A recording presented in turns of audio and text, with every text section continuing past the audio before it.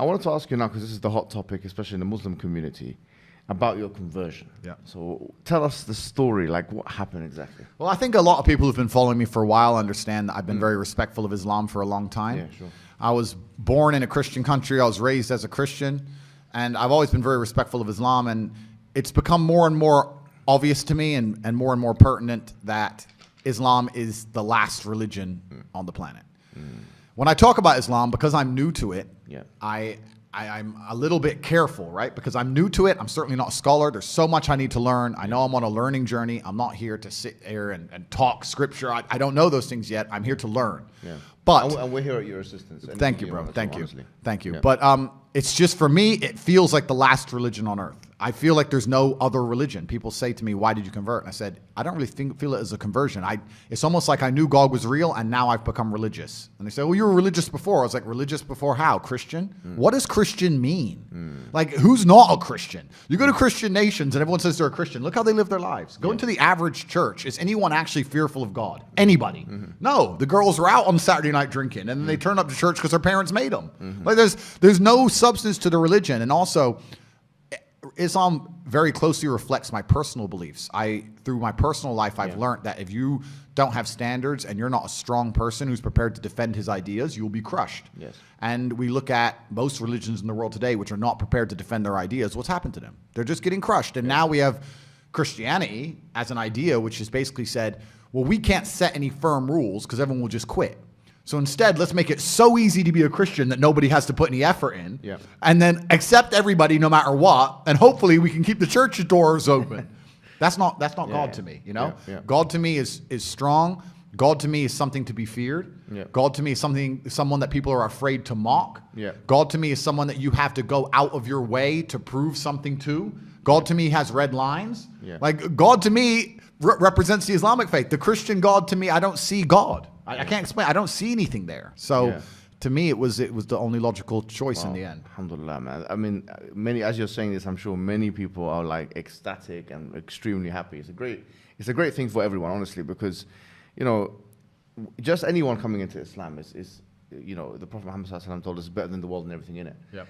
But imagine now somebody of major influence. I mean, you're the most Googled person on the planet. I'm not sure if you still have the top spot. I think Putin might have beat me as of last week.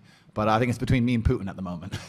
But I don't want to lose to Putin. Look, Putin's the big G. I don't want more enemies. Like, it's fine, Vladimir. You can have it. I never thought I'd hear you saying that statement. Yeah. Putin beat me last year. Right? Yeah. I think we're certainly the most Googled.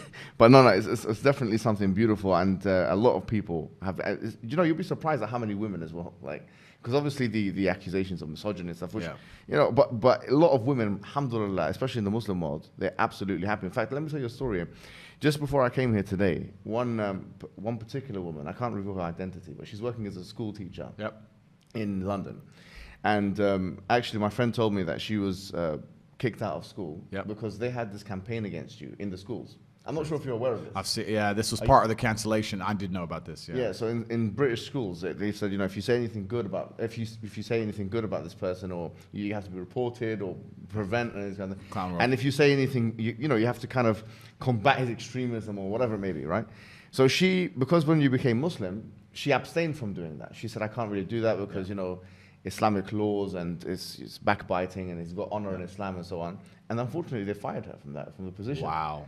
So you can see that this is the level of encroachment we're talking about here.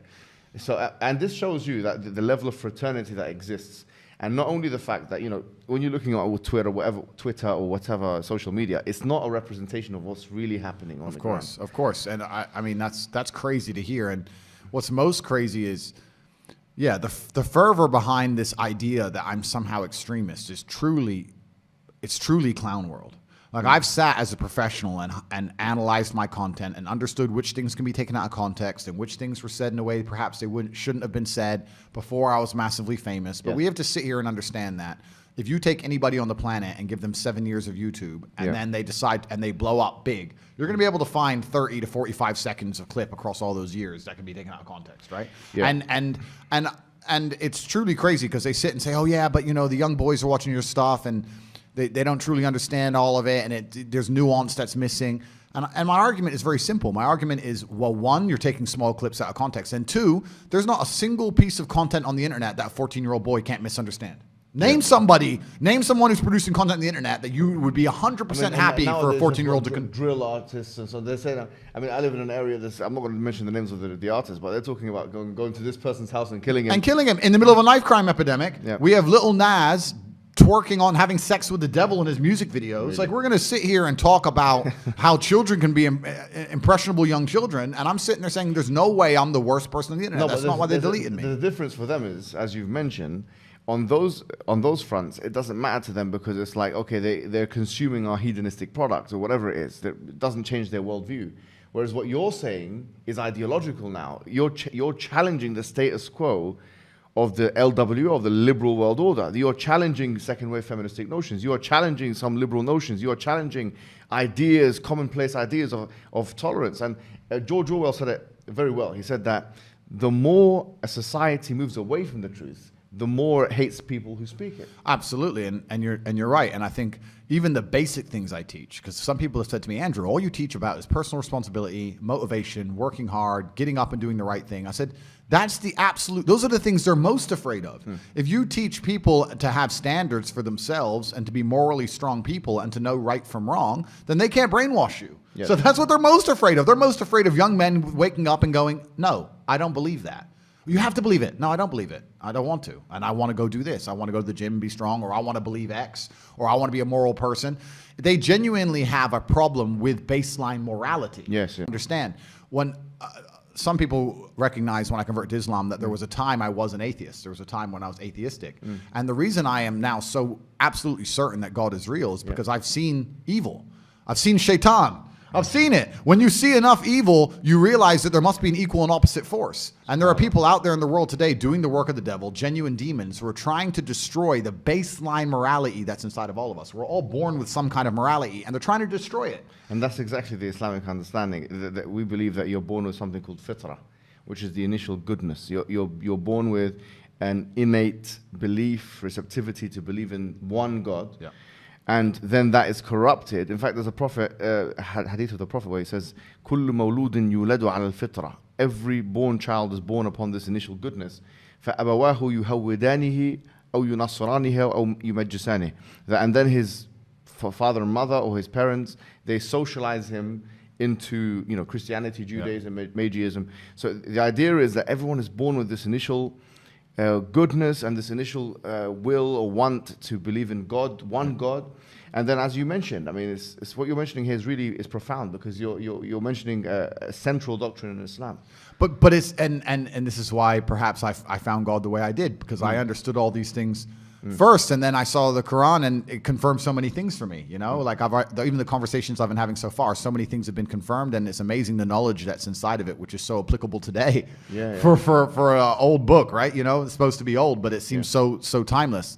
But it's truly amazing. But you're totally right. And the baseline morality, I don't think most people understand that when they're doing this under the guise of tolerance, when they're saying be so tolerant that you no longer believe in right from wrong, they're not doing that to make society a better place. They're doing that to empty your brain so that you have no resistance to the slave mind programming. They want to get you to a point where if they tell you the sky is green, you look at with your own eyes and you see blue, but no, the sky is green. That's what they want, so that you have to have nothing in your brain that can prevent that. If you have God, if you have, no, I believe this is right and wrong, if you have personal responsibility, if you have self-accountability, if you're a person who sticks up for what he believes, all that's bad to them. They want all of that gone so they can tell you the sky is green. And I don't want to say too much because I don't want the stream to end, but they're going to tell you something much worse than the sky is green. They're going to tell you something else. And they're trying to program us all into slaves, and it's scary. I remember when I was in my undergraduate days, and I was reading a particular book by this guy called Jeremy Bentham, who became the spiritual forefather of J.S. Mill, who is the father of social liberalism of today. And I remember reading this because it was so powerful, because it linked to something I read in the Quran. He said that, you have two gods. He said you have the God of pain and you have the God of pleasure. And I thought, this is so interesting. The Quran states, أَفَرَأَيْتَ مَنِ اتَّخَذَ إِلَهُ هَوَاهُ. Have you seen the one who takes his own desires as a God? And because now there is no transcendental force that we can look up and, as you say, venerate, now we're forced to be slaves to the system, Yeah. We're to our own desires. Or, I mean, the Quran has another verse which I think is so powerful and it connects very well with what you're saying. It says, God darab Allahu mathalan, rajulan, that God has struck a parable of a man. Fihi shuraka mutashakisuna, that he's got many different slave owners. Wa rajul salaman li rajulin, and another kind of man who's only got one slave owner. God is basically telling us in the Quran that you've got one example of one individual who's got multiple slave owners and another one with just one. He says, هَلْ يَسْتَوِيَانِ مَثَلًا, are they the same? So here, the idea is, as Rousseau said it, he's a liberal philosopher, he said that man is born free but everywhere in chains.